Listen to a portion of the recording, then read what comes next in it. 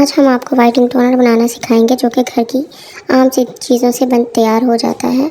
इसके लिए हमें चाहिए सिरका थोड़ा सा, और सिरके को किसी बोतल में आप ऐड कर लें। ऐड करने के बाद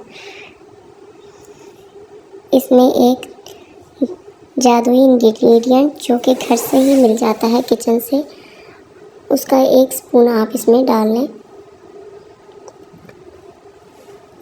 1 स्पून डालने के बाद आप इसे अच्छी तरह से ब्लेंड करें ताकि ये सिरके में मिक्स हो जाए। और वो जादुई इंग्रेडिएंट है मीठा सोडा।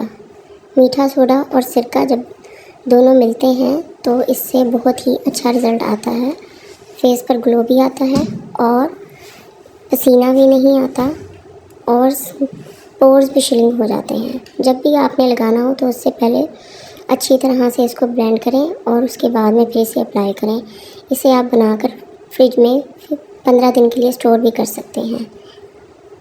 ये बहुत ही इफ़ेक्टिव है। इसे आप फेस पर, नेक पर, हैंड्स पर और फुट्स पर जहाँ मर्ज़ी इस्तेमाल कर सकते हैं।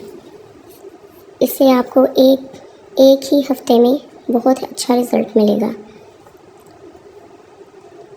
आप इसे ज़रूर ट्राई करें और मेरे चैनल को सब्सक्राइब करें। अल्लाह हाफ़िज़।